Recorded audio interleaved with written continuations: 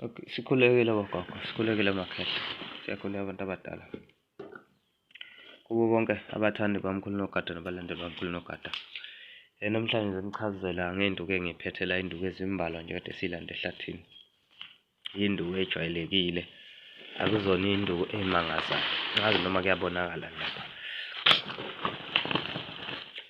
Ngazi noma kuyabonakala. Okay, ake siqale ngale. La ixonya leli. Ixonya lo muthi utholakala emhosheni, endaweni esuke inamanzi. Ixonya usebenza njengoxhaphozi. Lo muthi uyangena-ke ey'ndukweni zomhlume, uyangena nasey'ndukweni zabantu besimame laba abanenkinga yama-discharge.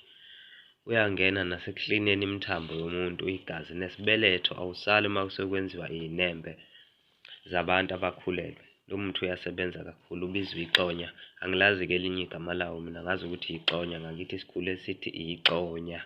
Usho umila nje emanzini, endaweni enomfula noma umhosha uzoyithola khona. Le nduku-ke bakwethu inhle kakhulu, inhle kakhulu. Uyayithola ibomvu, ikhona emhlophe. Lena emhlophe le, ikhona ebabomvu la amakhanda khona, ababomvanyana ney'mpande zakhona zibe bomvanyana. Yixonya lelo elibomvu, leli ixonya elimhlophe. Ikakhulukazi leli elibomvu lisebenza uma kusuke kunamalumbo, kunani nani, iyakwazi ukuthi ishaye amalumbo. Bese kuthi la, lesi sigaxa lesi, isigaxa somvunguthi lesi. Isigaxa somvunguthi uyasebenza kakhulu kumvunguthi. Amadoda ayawazi-ke ey'ndukwini zawo zemvusankunzi. Lo muthi-ke uyawupheka isikhathi eside, ubilise isikhathi eside bese wenza imbiza yakho yomhlume. Ufaka ney'nduku zakho, ungafaka nalo ixonya, ungafaka nonsukumbili neminye imithi. Umvunguthi-ke bakwethu usebenza kakhulu, ikakhulukazi nasekubetheleni ekhaya, ngoba uyakwazi ukuvika izulu, uyakwazi nokuxosha imoya emibi, uyakwazi nokuba isichelo nje sasekhaya, ube intelezi yasekhaya. Uthi sekunzima ukuwubona ngoba usuqotshiwe. Yiyo kodwa umvunguthi lo isigaxa sakhona, isisende sakhona. Sichaze imithi emibili, sinexonya, sizoba nomvunguthi. Siphinde la, size la. La inhlahla emhlophe-ke le. Inhlahla emhlophe ayikho edlula lena, iyona le. Iyona le bantwana bakwethu, ayikho enye. Inhlahla emhlophe iyona le. Isebenze kakhulu ekuvuleni inhlahla masuke sifuna izinto zenhlahla, noma sifuna amandla okukhanya, izinto ezikhanyayo, izinto eziwukuphila, wenzela ukuphila. Kuye kusetshenziswe zona lezi iy'nduku. Inhlahla emhlophe-ke bakwethu iyasebenza kakhulu ngisho emagobongweni, ayisali emagobongweni abangoma, ayisali emagobongweni omndiki nemimoya, yonke imimoya ekhona iyasebenza le nduku, ayisali ngoba kufanele uma wenzela inhlahla, wenzelwa igobongo, inhlahla iphinde iphakame kuwena. So inhlahla emhlophe ayisali. Umuthi omkhulu lo, wedelelekile ngoba umuntu ogcwele yonke indawo, ikakhulukazi la endaweni yangakithi inqwaba lo muthi. Wedeleleke kakhulu, kanti iwona muthi omuhle uma sikhuluma ngenhlahla emhlophe. Ayikho enye inhlahla emhlophe, yiyo le yenza izinto zibe mhlophe. Uma usebenzisa-ke le nduku, uma uzoyidla yodwa, ifuna ukuthi uyisebenzise amanzi abandayo. Uma uzoyidla yodwa noma uzoyidla nezinye iy'nduku, ithanda amanzi abandayo le nduku le. Iyangena kuyinduku lezi ey'suke zidliwa ngamanzi ashisayo, kodwa uma ufuna ukuzwa amandla ayo inhlahla emhlophe iyodwa, uwezwa kahle amandla enhlahla emhlophe, mhlawumbe ngabe ukuthi-ake noqhume nomthole, mhlawumbe kube induku ey'ntathu. Lowo muthi kofanele usokhe emanzini abandayo ukuze ukwazi ukuthi ukwenzele lento oyifunayo.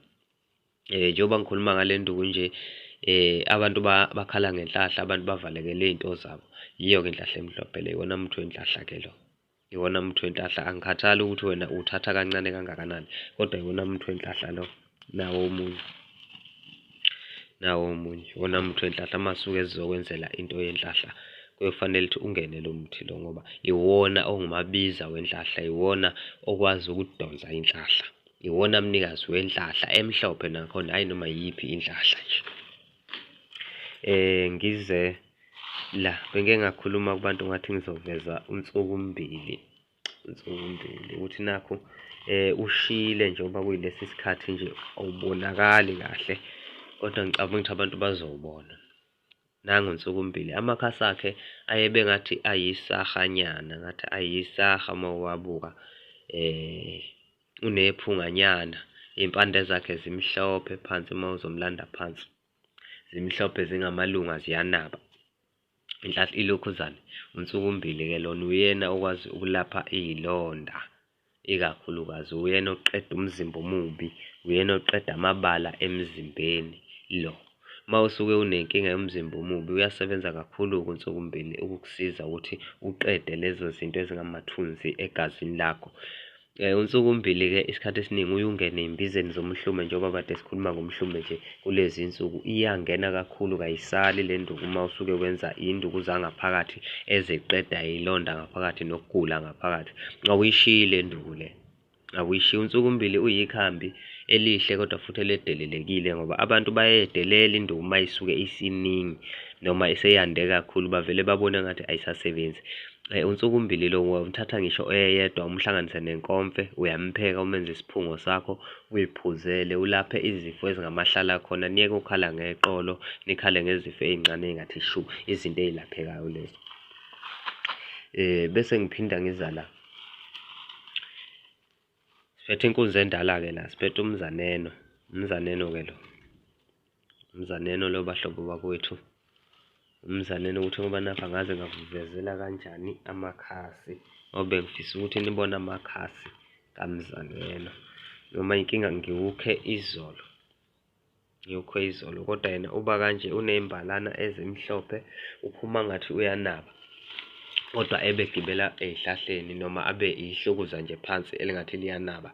Umzaneno-ke lo uyena odonsa izinto, uyena okwazi ukuletha izinto. Ngisho kuthiwa sidonsa idlozi siyalisondeza kuwena, siye sisebenzise wona umzaneno ukuze izinto zakho zize neno, zisondele ngakuwena.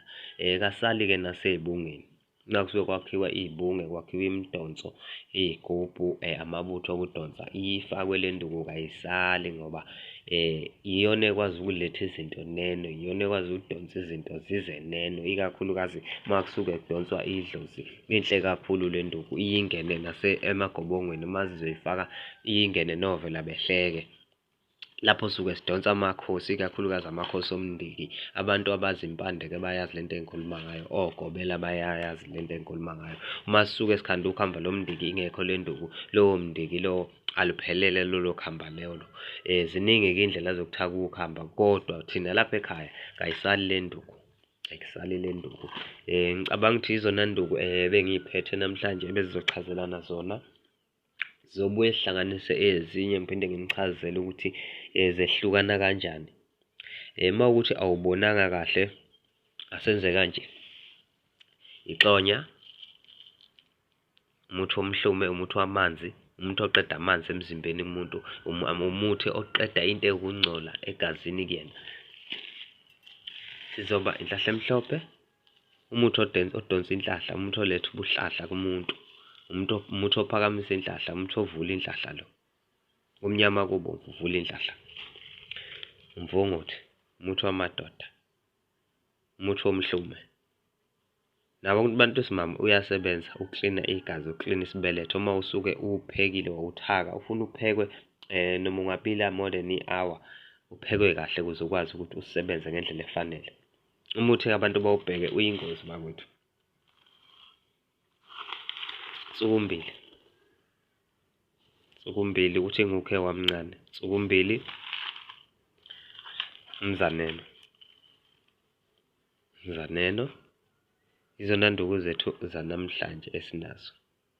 Uma uzobuka la kugijima into ufane njengamanje ezimnyama, hhayi ukuthi zilandelane, zilandelana ngomvunguthi, ngoba yifruthi lakhe leli. Njengoba kulifruthi linoshukelanyana, kulaba abancane abazilwanyana, iy'nambuzane lezi ziyakwazi ukuthola okuwushukelanyana kukhona lokhu. Umuthi omuhle kakhulu bakwethu umvunguthi, umuthi onamandla kahle kahle, abantu bengalinge bewedelele. Yikho ngoba nakho nami ngishayelwa umkhuhlane bakwethu. Le mithi bengizonikhombisa kahle seyihlanganisiwe, yaqulwa. Ngishayelwa umkhuhlane, ngicabanga ukuthi into engizoyenza kusasa noma phambi kwakusasa.